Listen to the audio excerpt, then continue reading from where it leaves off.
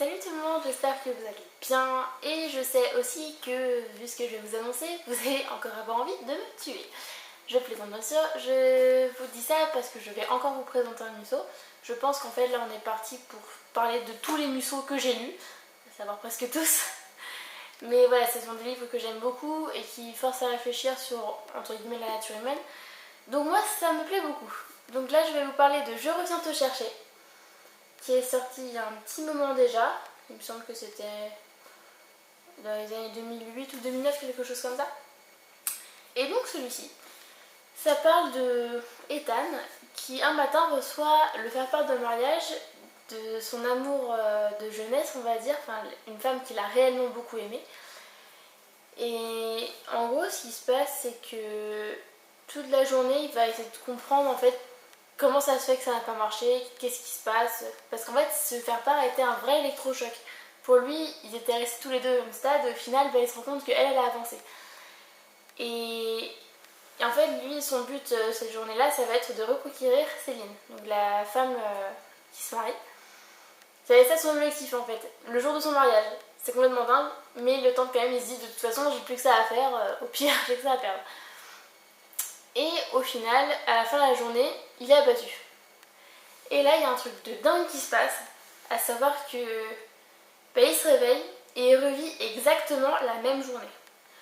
Il se pose des questions, il se dit mais attendez, j'ai déjà vécu ça hier, ces nouvelles-là elles sont plus très fraîches, qu'est-ce qui se passe? Et en fait, à chaque fois, il va revivre la journée jusqu'à ce qu'il se fasse assassiner, et il va recommencer à chaque fois. À chaque fois ça va recommencer, plusieurs fois de suite, je sais plus combien. Et à chaque fois il y a un petit détail qui change, il fait des choses différemment à chaque fois. Mais il se rend compte qu'au final le but est toujours le même en un sens, et malgré tout ce qu'il voudra faire ou changer, ou s'il se dit ok j'ai fait ça comme ça la fois d'avant, là faut que je fasse ça comme ça, malgré qu'il se dise ça, ça ne va rien changer du tout. C'est dommage, hein, c'est pas de bol. Et en fait, bon je vais pas vous spoiler la fin parce que c'est un peu une histoire un peu comme on dit what the fuck, hein. On se dit attends c'est comme ça que ça finit, il a fumé quoi exactement?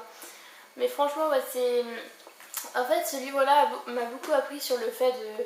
Voilà, quand on fait des erreurs, est-ce qu'on aimerait les changer? Est-ce qu'on aimerait... Désolée pour le bruit que vous venez d'entendre. Est-ce que les erreurs qu'on a fait, est-ce qu'on les referait si on avait l'occasion de revivre cette situation? Est-ce qu'on ferait exactement la même chose? Est-ce qu'on referait les choses mais pas tout à fait pareil? Ça fait réfléchir quand même sur ce genre de choses, et c'est pour ça que j'aime beaucoup Musso et que je vous en parle souvent. Parce que c'est un auteur qui fait réfléchir inconsciemment, ou consciemment, peut-être qu'il se dit ça exprès.